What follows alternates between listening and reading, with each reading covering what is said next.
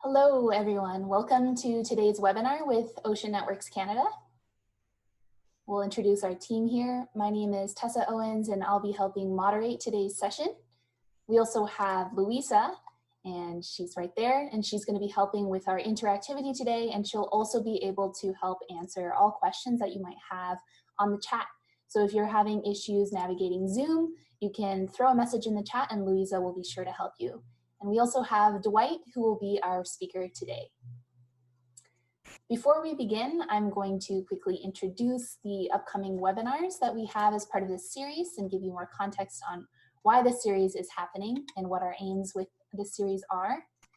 So the aim of this series is to offer free interactive events featuring ocean-related topics, and the series introduces both scientific and indigenous approaches to understanding ocean changes and their importance nowadays. So as you can see on the screen, there's still 3 more events coming up, and you can register for these events using the same registration link that you used for today's session. And we'll also make sure to send this in the chat for you. So next, Louisa is going to explain how our interactivity is going to work today. And if you can make sure, if you're a participant, just to keep your videos off, that will be wonderful. This session is being recorded, so make sure you keep your videos off. Thank you, Tessa, for this lovely introduction. Hi, everybody. So the interactivity today will be fairly simple. As you can see on the screen, we'll be using Mentimeter. So you can either use a different browser tab, you can use your cell phone, or you can download the application. And it's really simple. You just use, you go and put menti.com and input the following code into into the Mentimeter, and then you can follow up. If you feel like this is not something you want to do, then you can simply follow in the Zoom chat, post your questions or comments, and I'll be here to answer and input them in the Mentimeter. Thank you very much. Great. So just to test out our Mentimeter and make sure that everyone knows how this is working, if you can please now go to www.menti.com. You can do this on your phone, as Louisa mentioned, or on your browser, a different browser tab. And you can use the code 743782 and answer our first question. So it's great. Looks like a few of you, 9 of you have figured out how to use Menti so far. We have a lot of people from Victoria, BC, where Ocean Networks Canada is headquartered, so that makes sense. Portland, Colombia, Brest in France, and interesting. I'll just give this a couple more minutes to make sure that everyone is figuring out how to use our Menti. We have Hamburg, Haida Gwaii, Vancouver, Ucluelet.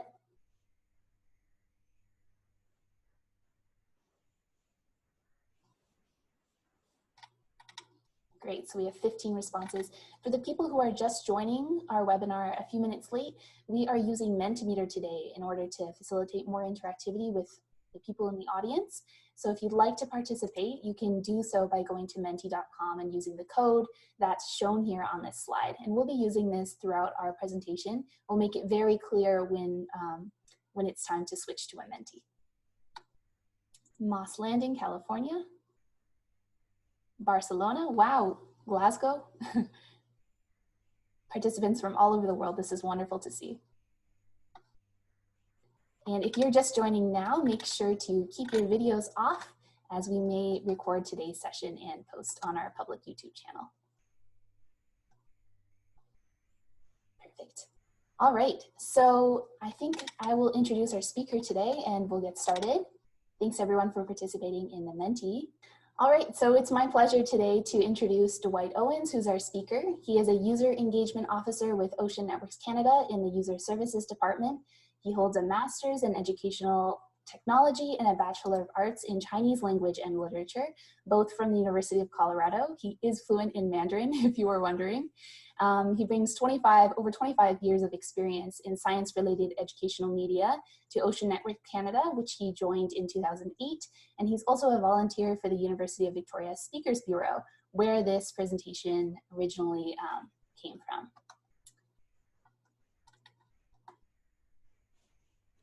All right. So I'm very happy to be here and It's wonderful to see so many people from different places around the world who have joined this talk.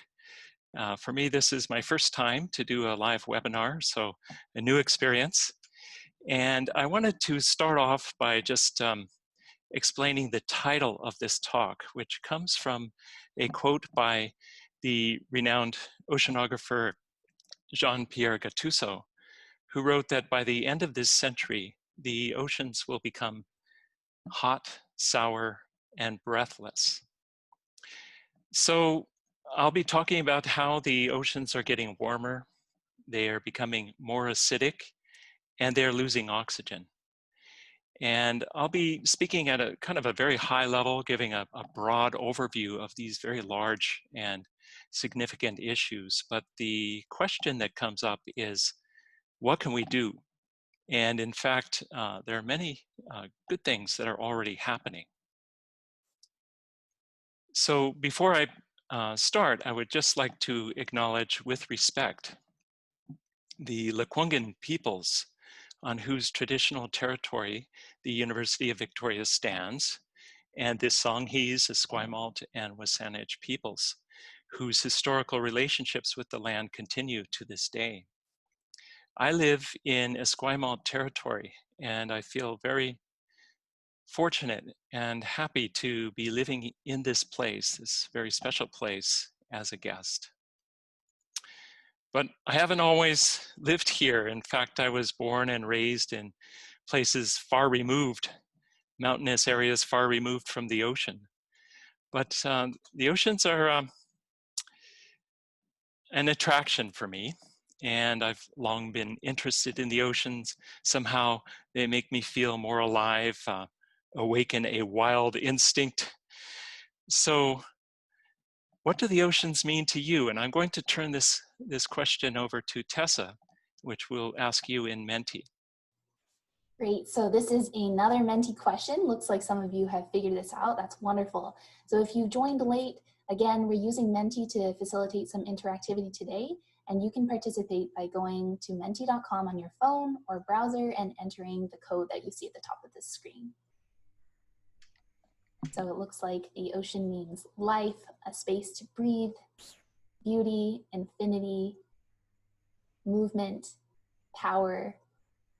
It's huge. There's oxygen. It's necessary. Brings peace and reconnection. It's very cool to see all of these answers coming in. Resilience, biodiversity, perturbations, inspiration, climate, it's a sink, and mystery. Those are some great words. Fantastic. Looks like we have 21 participants in this Menti so far. Feeling pretty good about that. Main resources for food, livelihood, play, employment. Wonderful. I think that's a great list of words so far. I'm going to turn this back over to Dwight.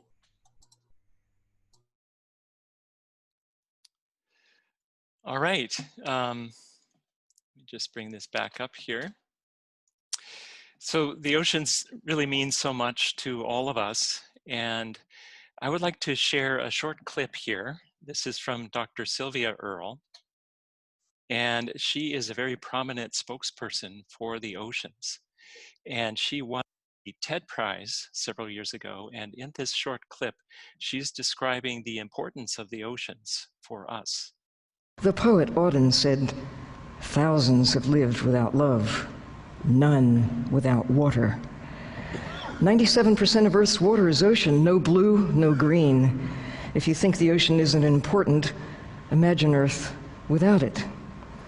Mars comes to mind. No ocean, no life support system. I gave a talk not so long ago at the World Bank, and I showed this amazing image of Earth, and I said, there it is, the World Bank. That's where all the assets are. We've been drawing them down much faster than the natural systems can replenish them. Tim Worth says the economy is a wholly owned subsidiary of the environment. With every drop of water you drink, every breath you take, You're connected to the sea, no matter where on Earth you live. Most of the oxygen in the atmosphere is generated by the sea.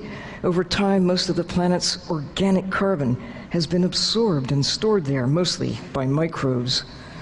The ocean drives climate and weather, stabilizes temperature, shapes Earth's chemistry.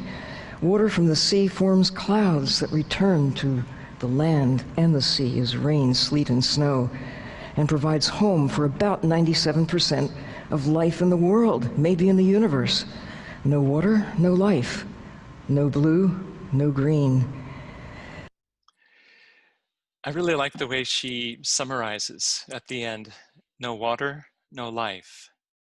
No blue, no green. So, first topic is hot. And the oceans are heating up.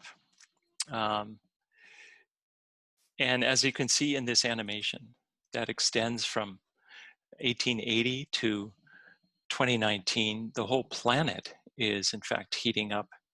You can see warming in the continental areas, but also in the ocean areas, and especially in the Arctic regions. The planet is warming up faster than anywhere else on Earth. In fact, 19 of the hottest years on record have all happened this century. And among these, the past 5 years have been the 5 hottest years on record. So we have a lot of heat coming into our ocean atmosphere system, but the majority of it, over 93%, is going into the oceans. So this extra heat is causing a lot of impacts on the oceans, and I'll just share 2 examples. First is with coral bleaching, and I have a short clip here to explain about corals and coral bleaching. Corals are related to jellyfish, but they only float in the open as tiny larvae. They then anchor themselves to rocks and hard ocean floors by building a skeleton out of calcium carbonate, or limestone. These stone skeletons, incredibly, are what make up the structure of the reef. Polyps look a little bit like jellyfish turned upside down.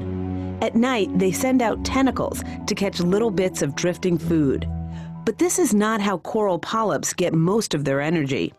That comes from an amazing partnership between the coral and several types of algae called zooxanthellae. Zooxanthellae actually live inside some of the coral cells.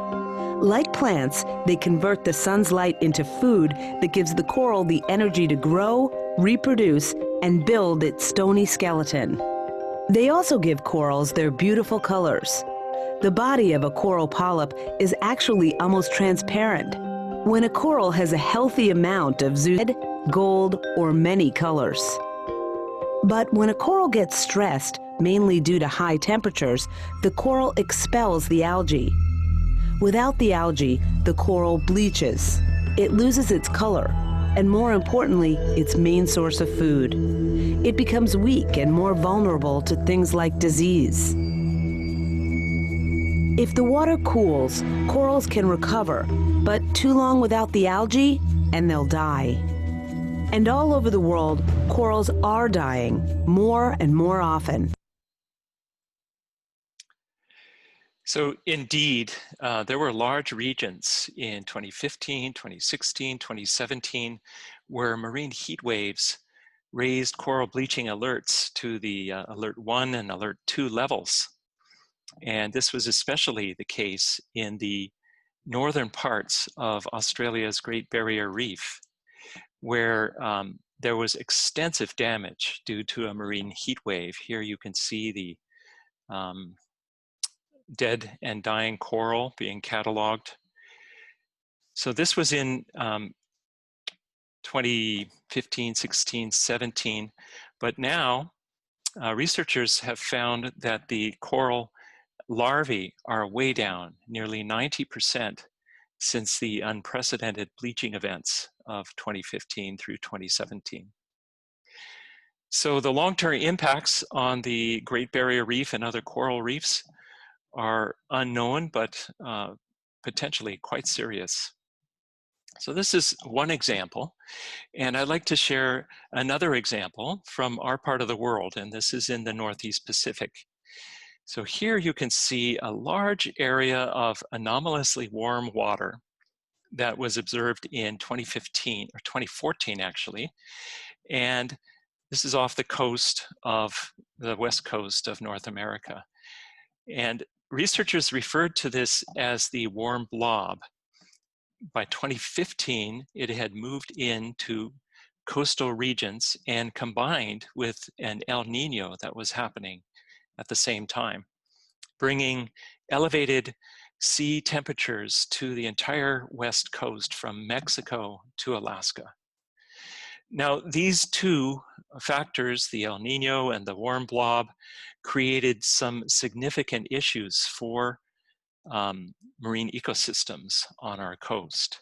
For example, an estimated 100 million Pacific cod vanished from the southern Alaska fishery. And Cassin's auklets, which are shorebirds living on the west coast, were observed dying in large numbers, emaciated, starving, and dead along the coast. The same with other shorebirds, such as the common mures, which were dying off in large numbers. On one beach in Alaska, 8,000 common mures were found dead. So scientists believe that these shorebirds were starving because they couldn't find the small forage fish that they normally feed on. And that was also the case for sea lion pups. Couldn't find their usual prey, sardines and anchovies, which had moved north seeking cooler waters. In addition, there was a link between the elevated sea surface temperatures and an outbreak of toxic algae. So this toxic algae impacted a number of marine mammals. At least 28 humpback whales and fin whales washed up dead on beaches in BC and Alaska. And not only that, but beginning in 2013, there was an outbreak of a virus that attacked sea stars. Some researchers referred to this as an underwater zombie apocalypse, because as the virus attacked the sea stars, their bodies would actually begin to disintegrate and their arms would pull apart from one another. The one type of sea star, the sunflower star, had declines of 60 to 100% up and down a stretch of coastline extending over 3,000 kilometers. Now, this sea star wasting disease can be seen in these graphs where the biomass decreased significantly from previous years, at the same time that there was this increase in temperatures. So it appears that there was a link, and researchers have concluded there's a link between the warmer temperatures and this disease outbreak. In the absence of sunflower stars, their prey, which are purple urchins and other urchins, had a population explosion, and they decimated the kelp beds offshore California and other places, creating urchin barrens. So here you can see the kind of cascading and interdependent impacts from marine heat waves. But unfortunately, a heat wave such as we've seen in these past few years may actually be considered cooler than normal by the 2060s and 2070s. These model predictions show that in all 4 seasons, the Northeast Pacific would be warmer and less salty at the surface than it is today. The IUCN concluded that ocean warming may well turn out to be the greatest hidden challenge of our generation. The problem is, we know ocean warming is driving change, but the consequences of these changes decades down the line are far from clear. So knowing what you know about ocean warming, we have a question, and I'll turn this over to Tessa. All right, so we're back on the Menti, and looks like a couple of you have already answered. So this is a simple question from not at all to extremely, but how concerned are you about ocean warming?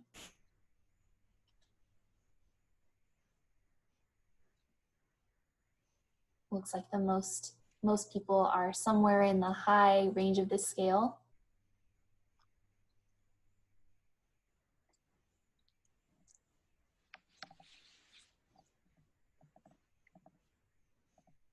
Looks like people are mostly answering somewhere from 8, 9, and 10. 25 answers so far. That's great. Thank you so much for your participation. Okay, and I think that's enough, so I'll turn that back over to Dwight. Okay, thank you. All right, so that was the first issue, warming of our global ocean. The second issue is the souring of our ocean, acidification.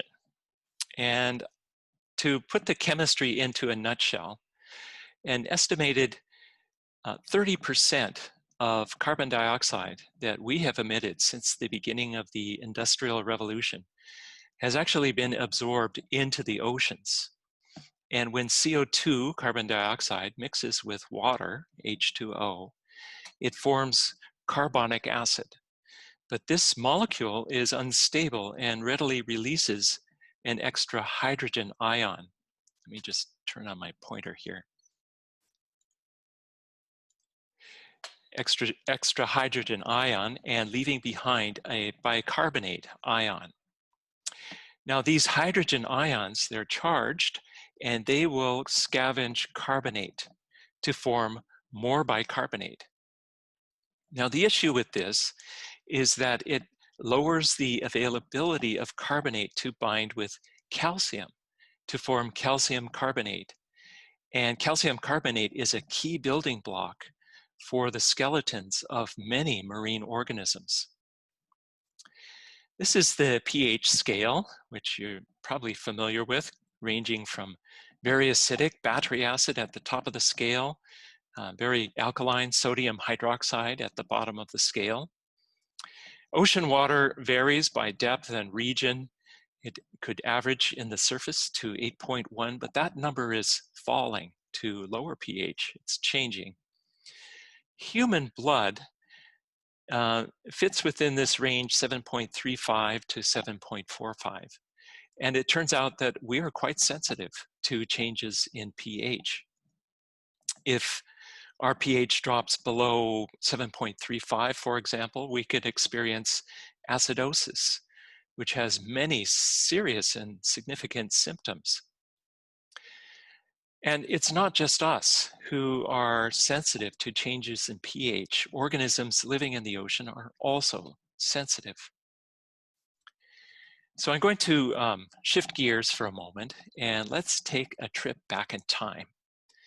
Going from the 20th century on the right side of this graph, all the way back to 800,000 years ago on the left side of this graph. And this is showing carbon dioxide concentrations in our atmosphere.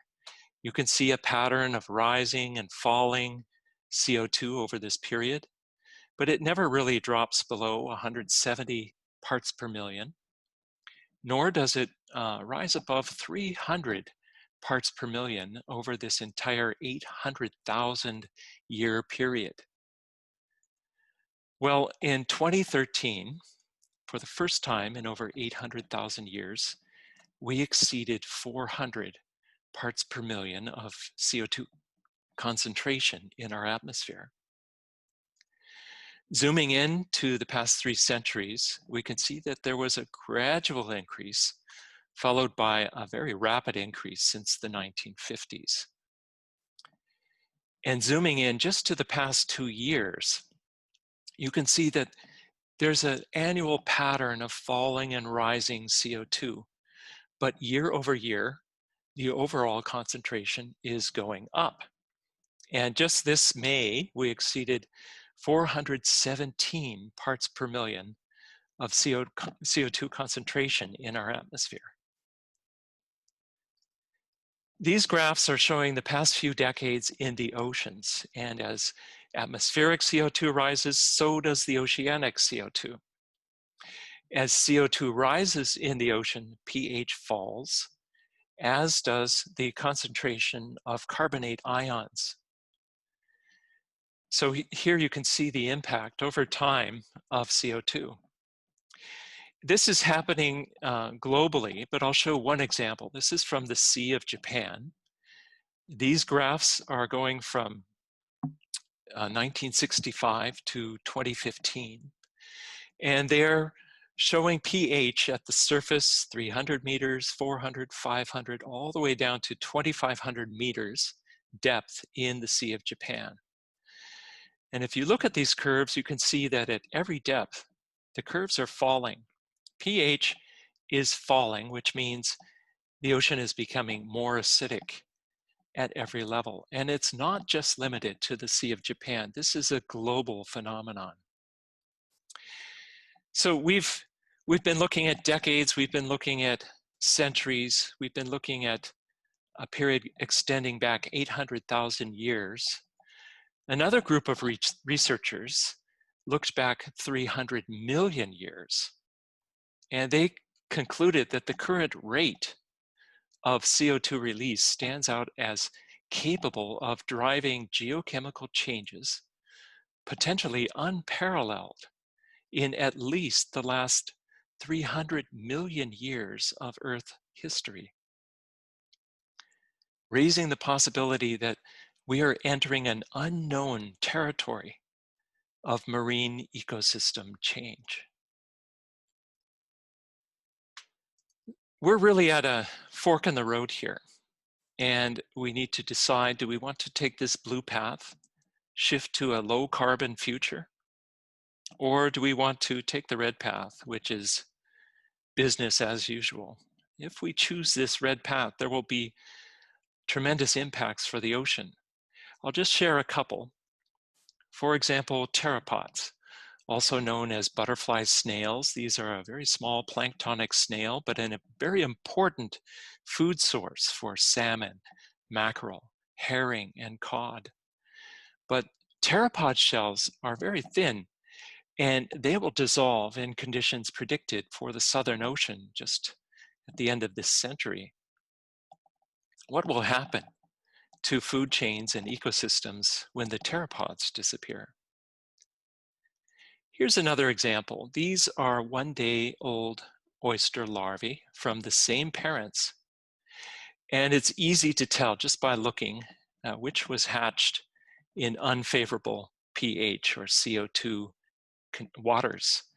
I see these lesions, cracks in this oyster larvae. This one will not survive. So what will happen to oysters if our ocean acidifies too much? Another example, Qualicum scallops, which is a shellfish hatchery up the island from Victoria. In February 2014, they experienced a sudden drop in pH from 8.1 to 7.3. As a result, 10 million scallops died. We're conducting an uncontrolled experiment on our oceans. Cascading, interdependent impacts from changes in pH are very hard to predict, but likely very difficult to undo. So we've been talking about time here, centuries, decades, millennia, millions, hundreds of millions of years. And Tessa has a question for you. All right, so this is an interesting question to wrap your head around. How long do you think Homo sapiens have existed on Earth? 1 millennia is 1,000 years, and 1,000 millennia is 1,000,000 years. Kind of an interesting time scale for you.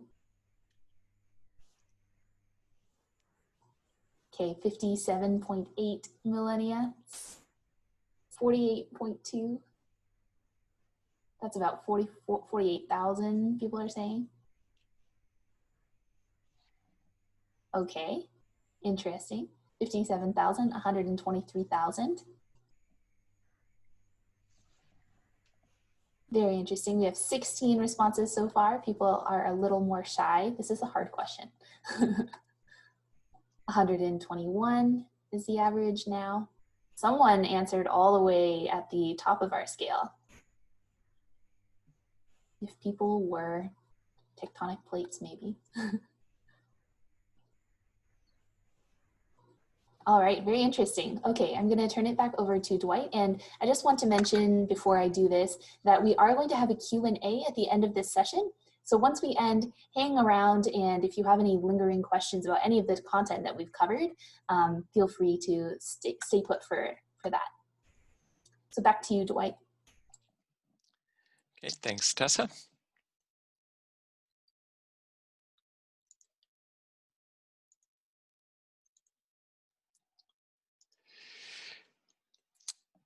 So I had the opportunity to visit the Smithsonian Museum of Natural History, and they had these figures of human, other human species that we live together with, who have gone extinct, the Neanderthal and other species. According to what I've read and what the Smithsonian said, the Homo sapiens have been around an estimated 200 to 300,000 years. So this is just a portion of that 800,000 year time period we were looking at earlier. But they also commented that within just the past 12,000 years, our species, Homo sapiens, made the transition to producing food and changing our surroundings.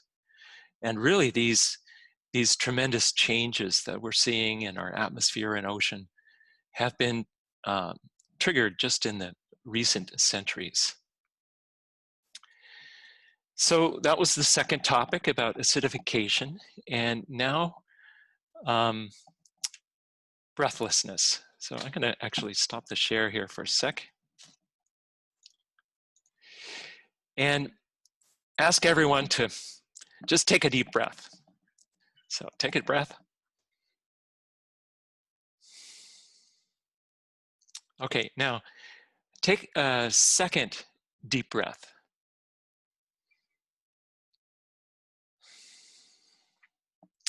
This second breath represents half the oxygen we breathe, which comes from phytoplankton in the ocean. So truly, every breath we take, we are connected to the ocean. But it's not just us. Fish and other organisms in the ocean depend on oxygen produced by phytoplankton and from other sources. So I'm going to talk about this next issue, the lowering of oxygen in the ocean. And there are different causes. Some of these are natural, some of these are human caused. And I'm just going to focus on one of these causes, which is warming itself. So how does warming reduce oxygen in the ocean? Well, there are two ways. First of all, warm water can absorb less oxygen than cold water. It has a lower capacity to absorb gas. Secondly, we all know that heat rises. And so the warmer, fresher water, which is less dense, it wants to stay at the surface. This leads to a phenomenon called stratification. And I'll show an example of this. So here in this divided tank, we have warmer, fresher water on the left in blue, and we have colder, saltier water on the right in yellow. So before removing that barrier, just think for a moment, what do you think will happen when the barrier goes up? Will it mix? Will it mix into a kind of a uniform green color? What will happen? So now I'm going to play the video and you can see what's happening. There is some mixing, but by and large, the blue is staying blue and the yellow is staying yellow. These layers are separating into different strata. And this is creating a structure in the ocean that reduces the availability of oxygen. Now, here's a second.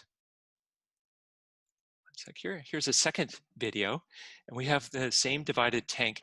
On the left side, it's a single mixed layer. On the right side, we have that layered structure with the warmer, fresher on the top, the colder, saltier on the bottom.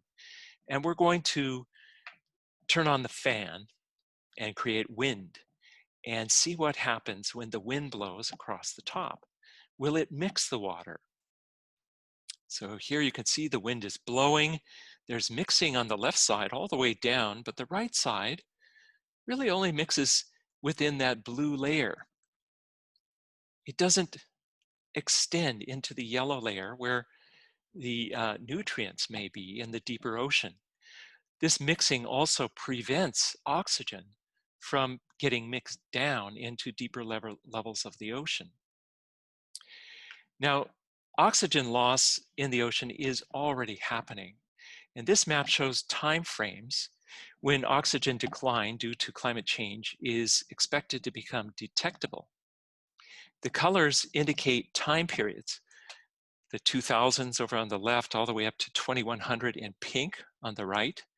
And you can see that there's areas in the Atlantic and the South Pacific and the Indian that are already impacted by oxygen loss.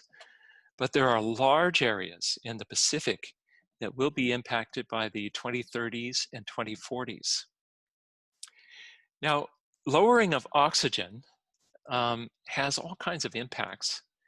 And this is from a report that just came out last week. Researchers studied nearly 700 different species of fish.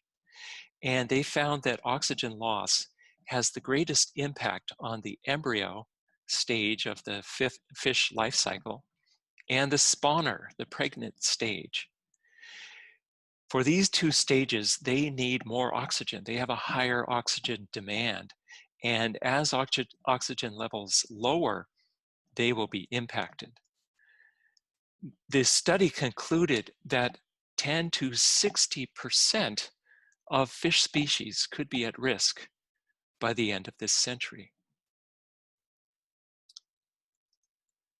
So to sum up, carbon dioxide pollution warms the ocean. This creates marine heat waves. It also stratifies the ocean, which reduces the availability of oxygen. CO2 pollution also makes the ocean more acidic, which has impacts on marine life and marine ecosystems. So getting back to the title of this talk, if we don't change by the end of the century, the oceans will become hot, sour, and breathless.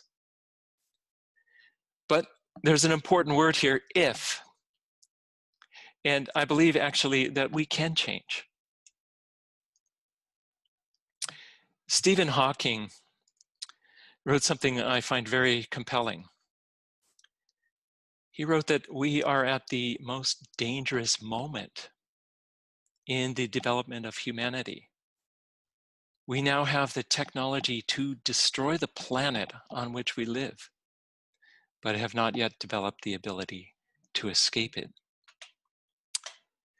So if that's the case, if that's true what Stephen Hawking said, if this is the most dangerous moment in the history of humanity, it means that we are the most important generations in the history of humanity.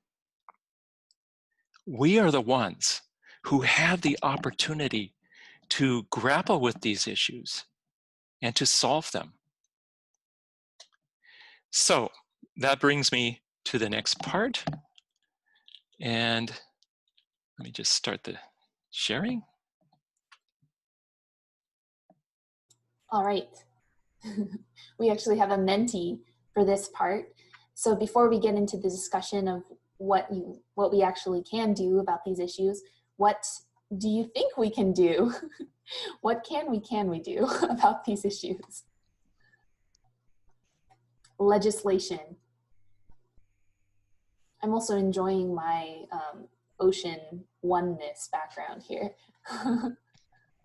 Education, decarbonize shipping, spread awareness, help reduce carbon emissions, remove carbon from the atmosphere, build giant spaceships. Wow. Act, share our knowledge, vote. These are great ideas so far. Leave fossil fuels in the ground. Awareness about our great ocean. Some common themes here. This is wonderful. Burn less fossil fuels. Plant kelp. Enact a carbon tax. Litigation to hold governments accountable to climate change obligations and reduce GHG emissions, greenhouse gas emissions. Awesome. Very smart crowd. All right, I'm going to turn it back over to you, Dwight. We just have about 15 minutes left.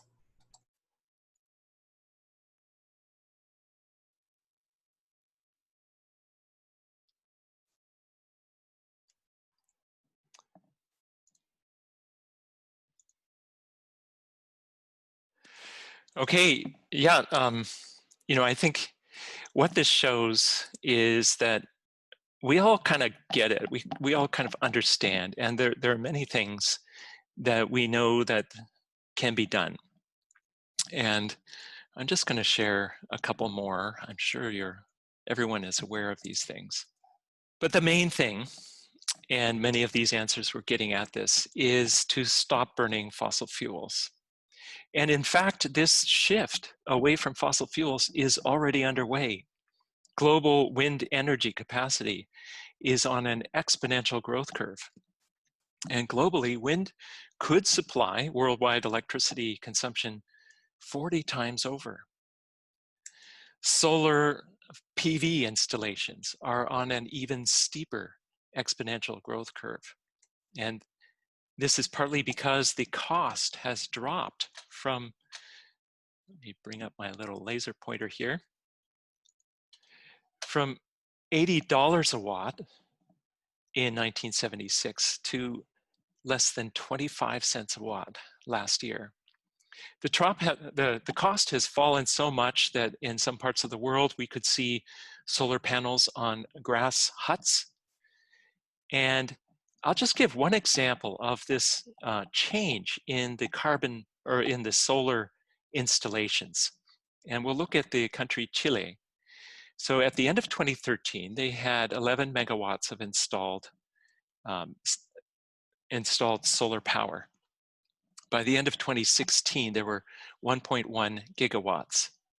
And what's your guess for the end of 2018? Maybe you could type it in the chat. Tessa, let me know if anybody puts an answer in the chat. We have one guess at 12 gigawatts.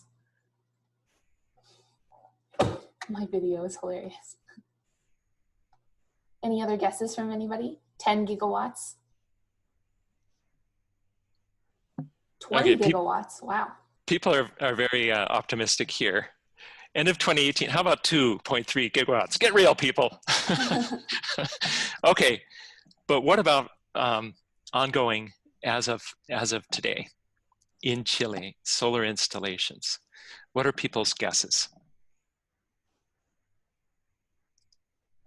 So just to reiterate the question, at the end of 2020, okay, someone says 5 gigawatts. Let's just say ongoing already in 2020. 5 gigawatts, okay, good. 3.5 gigawatts from Anna. Okay, I'll wait for one more guess. 6 gigawatts from Ferris. Okay, 5 and 4. Here we go. So, okay, we passed 6, 7, 8.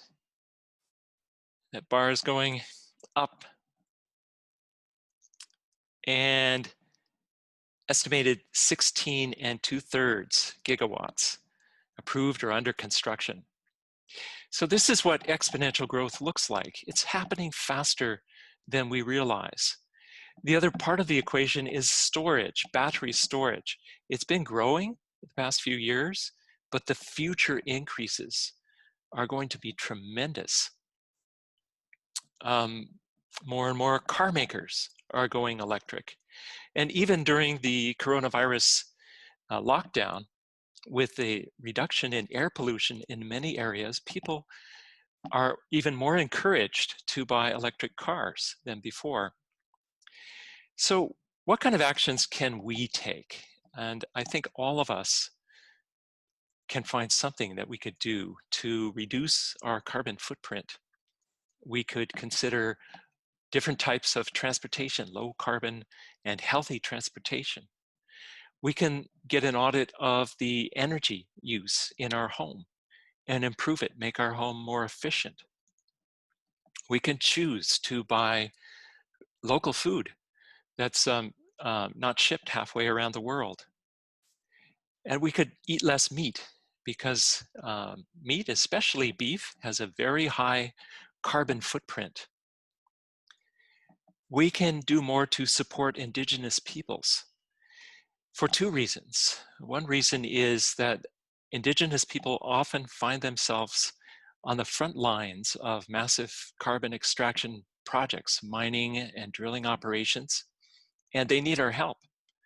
Secondly, indigenous peoples have been taking care of the land and the ocean much longer than anyone else, and there's so much we can learn. Also, we can do more to protect blue carbon. Systems such as seagrass, mangroves, salt marshes, these natural systems absorb carbon from the atmosphere and lock it away. We can look at our investments. If we have investments in coal and oil and gas, we can divest. And this is a trend that's ongoing. By last month, over 14 trillion had been divested from the fossil fuel sector. So I've talked about individual actions. Al Gore says that as important as it is to change the light bulbs, take individual action, it is more important to change the laws. And we are part of this as well. We can pen a letter, we can write to the newspaper, we can find our voice, speak the truth, even if our voice may shake. We can pick up an amazing thing, a smartphone, and call someone who's a decision maker, maybe for our city at the local level or at the state or provincial level. We can join a movement, and we have inspiring leaders that we can support. So getting back to my story, this is me as a kid, grew up in the mountainous areas, the snowy areas. That's me playing in the snow, me with my big brother. And when I was a kid, my mom put me on the ski bus every Saturday for years, and I would go up to the ski area and take lessons. And after a few years of this, I was in middle school. I thought I was pretty good and I could pretty much ski like Jean-Claude Killy. Only older people will know who Jean-Claude Killy was. And one day, it was the end of the day. I'd been finished my lesson and I was going to take my last run down, and I decided to go for it. Let's see if how fast I could go. And I went into a full tuck. And I got going pretty fast, but unfortunately, I crossed my tips of my skis. And when I came to a stop, I looked down and my toe was pointing the other direction from my knee. I had broken both bones in my leg.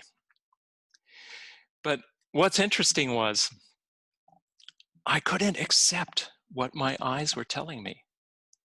And I even turned my body around so that my knee would be in line with my toe. Of course, pretending my leg wasn't broken didn't work. And at this point in human history, we have a lot more carbon reserves, known carbon reserves, coal and oil and gas, this big red bubble, than what we can safely burn, that blue bubble. So, you know, pretending that we can keep burning carbon won't work. We need to face this problem and solve it. So there are many things that I can do, that you can do, we can all do, but I think it's important that we try to do something, activate ourselves. So we have one more question. I'll turn this over to Tessa. Great. So you gave us a couple of ideas there. So back to Mentimeter. What personal actions will you take? I will pick up all sorts of plastic bottles I find on my local beaches. Been doing it for some time. That's wonderful. Getting better windows in my house. It's great, so you have less energy leakage. Eat more local food and continue not eating meat. Cycling and taking public transit instead of driving my car. Using public transport and carpooling more often. Continuing to vote with my dollar. Avoid purchasing new. Writing to MPs, volunteering. Bike. Don't have kids. Fly and drive less. Use less plastic. Eat less meat. Tell everyone I know about the problem. Use reusable containers. Speak out. Be involved in local environmental organizations. Yes, it's a really inspiring community to be part of. Drive less. Educate family and friends. Calling and messaging policymakers. Participate on the development of ROVs for collecting data. Interesting. Provide hope for the future. Invest in fusion power. Some wonderful ideas here. I'm going to turn it back over to you, Dwight, just because we only have a few minutes left, but we'll have more time to chat about this later. Okay, well, you know, I think you probably get the point, which is we all have ideas. We all know things that we can do in our lives, and things are already happening. So it's just important that we take action together. We can make a huge difference. And also speaking to people, raising awareness about the ocean, which is so important for life on Earth and for our survival. People often find the ocean out of sight, out of mind, but speaking up about the ocean is incredibly important.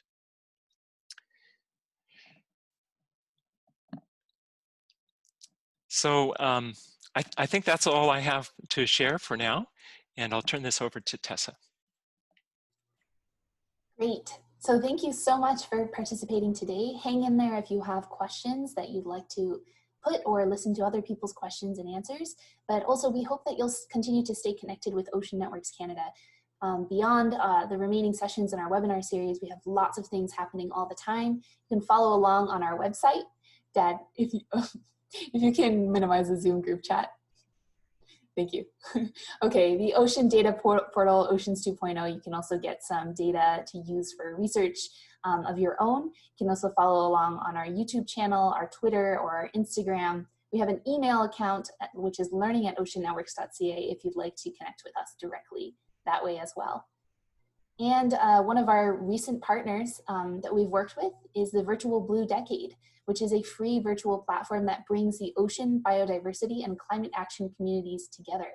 And you can find out more about the Virtual Blue Decade on their website. Lots of very interesting things happening there. So thank you. One final thanks to all of you for participating. Ocean Networks Canada is funded by the Canadian Foundation for Innovation, the Government of Canada, Natural Resources Canada, Fisheries and Oceans Canada, Canary, the Government of British Columbia, the University of Victoria, and many others. And they all make this project possible. Great. So we're going to move into our Q&A now. We're going to do this on Menti. And Louisa is actually going to share a link to a Google survey in our chat. And that is a survey that we will watch to make sure that we can improve upon any future sessions and webinars, and also get a sense of how you felt today went. Yes, wonderful. Thank you so much, Louisa. We did have one question early on from Mario. Mario asks, historically warmer climate led to more vegetation and higher percentage of oxygen in the atmosphere. Isn't that right? Dwight, do you have any comment on that?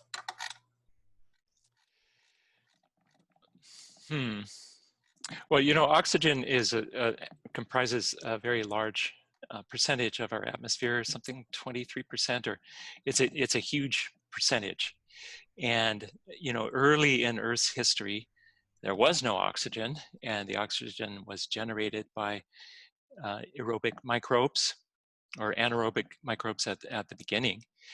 So oxygen levels have changed over time, but I believe they've been stable for quite some time. But I'm not an expert in the area of the history of oxygen on Earth, and so I'll have to decline a detailed answer for this one. Great, no worries. We can also get back to you if you email us with your question. Another question, does observatory data show the pH declining along the west coast of BC? So yes, we have pH sensors, and measuring pH at depth in the ocean has been a very thorny thorny problem for the scientific community and scientific instrument community to solve. We now do have some pH sensors that are working at depth, but we don't have a very good time series of these sensors because we've just had them up and working in the most recent years. We're hoping to be able to detect both long-term but also short-term fluctuations and changes. And we have especially some sensors in Bain Sound where there is a lot of aquaculture happening, and the aquaculture operators there are very interested to know if there are sudden surges of low pH water coming from the deeper ocean into Bain Sound, and it could have some big impacts on their operations. Great, and people could probably access pH readings from the sensors and the instruments that we have on Oceans 2.0. So if you're interested in looking into that. All right, another question. Assuming that there has not been enough change made by action, why do you think people are reluctant to make change, even when most are aware of the consequences? You know, I think probably all of us may have a good answer to this question. My own opinion is if something seems far away or off in the future, we tend to discount it. But if something's immediate, we will take action. And you can see this with COVID. You know, there's the threat you could get sick or you could get other people sick. And when that messaging has been very clear and people understand the direct consequences in those places, those jurisdictions that have this messaging, people have distanced and taken preventative measures. In other areas where the messaging is confused and people don't think that they're going to get sick, they're not sure about it, maybe they discount their risk. With climate change and ocean change, even though it's a potentially much larger issue than this global pandemic, it seems like it's far away, even though it's already happening. So maybe it's an awareness issue that we need to work on. I think that's a great answer. And all of us are human and subject to biases like temporal discounting. So I'm sure we can relate. If you never procrastinated before, maybe you can't relate, but I can definitely understand. Another question, why is the pH levels low in Japan? Is there any local factors affecting this? Well, I only showed one example, and there's other examples, other time series from the Pacific, from the North Atlantic, different places. And we see these same trends in different places. When CO2 is released into the atmosphere, there's no national boundary, no border. It mixes and it can go anywhere around the planet. Now, if there are local impacts in the Sea of Japan specifically, I'm not sure, and that could be. I'm not up on the research for that part, but I know that globally this is a global trend. Mm-hmm. Oh, great. Ben sent in a link in the chat with the pH sensor in Bain Sound from last month, the data from ONC, so that's wonderful. If you're interested, you can click on that. Another question. Do you think the tolerance of corals to ocean acidification can be increased by manipulating their symbionts with more heat-resistant ones, like Symbiodinium? Well, there are two parts, I think, in this question. One is asking about acidification, and the other is about the warming. Mm-hmm.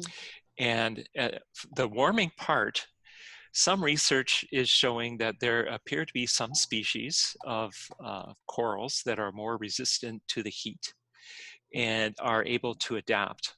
Now, whether this adaptation can happen fast enough is a big if, a big question, because the changes and the frequency of heat waves seems to be increasing. Also, with the large die-offs, some of these areas don't seem to be bouncing back. They seem to be shifting into an algae-based ecosystem. Now, the other part of the question was about adaptation to the changes in pH.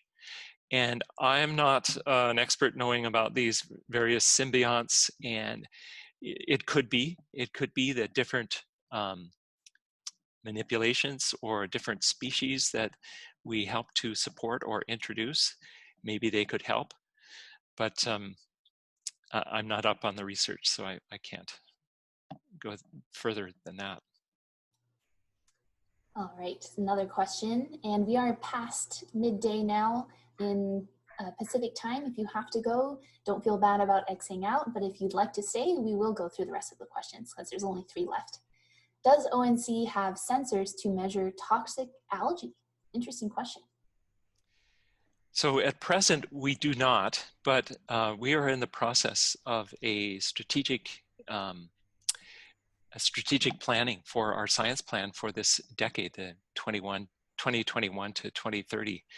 And some people in our scientific community have raised this, or suggested this, raised this request that we begin to monitor for toxic algae. Also, there are other organizations that we partner with, such as NANUS to the south in Washington, and they do have sensors that are measuring for toxic algae. So it's definitely an up and coming area. It's likely that we will be measuring in the future, but at present we don't have those data. Very interesting question. Are oxygen concentrations declining along the west coast of BC?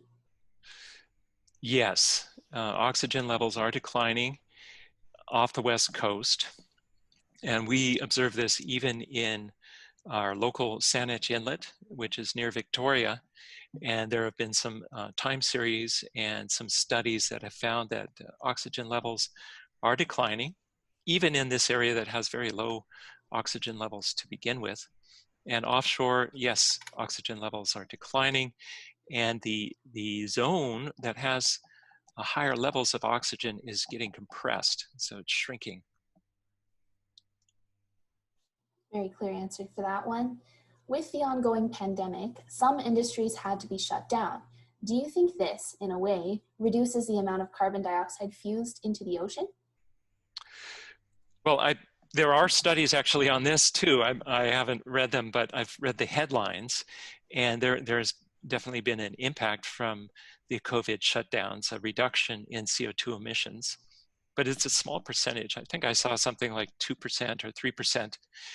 So we have a lot further to go. There's been a slight reduction, but with CO2 emissions, the part that stays in the atmosphere can stay for hundreds, thousands of years. And the part that goes into the ocean pH change, is also a very slow process. So reducing our emissions as quickly as we can this century is quite important. Ben is a superstar here and also pasted a link to the state of ocean plot from Saanich Inlet with oxygen. Thank you so much, Ben. This is really helpful. And last question here for today. Are there sensors on the observatories to detect hydrocarbons? Yes, we do have sensors, specifically methane sensors. And so we're looking at hydrocarbons that are naturally produced. In particular, one area is called Barkley Canyon. It's a submarine canyon off the west coast of Vancouver Island. And in one zone, the waters are cold enough and there's enough pressure that the hydrocarbons, which seep up from the bottom, actually turn into a kind of an ice-like structure called gas hydrate. And so we have sensors that measure the methane concentrations along this coastal zone at Barkley Canyon and Clayoquot Sound, or Clayoquot Slope. And so we are measuring methane, and scientific community is very interested in changes to methane. Great. But I should add, these are naturally produced hydrocarbons, not human-produced hydrocarbons. Mm-hmm. Great question and clear answer. So thank you again, everyone, for staying until the very end. We hope that you learned something today, that you were inspired, and that you'll take this knowledge and teach something to somebody else around you. And we will be back in 2 weeks with the next presentation, which is on using Argo floats to monitor climate conditions and ocean communities as well. So if that's something interesting to you, you can join in then. And Rod says there is a project going on at UVic about carbon capture, and he'd be happy to help connect anyone to that. All right, I think we're gonna end it there, everyone. Thank you. I hope you have a wonderful day or a wonderful evening wherever you are. Thank you so much for tuning in today and learning with us. Thank you. Thank you, everybody.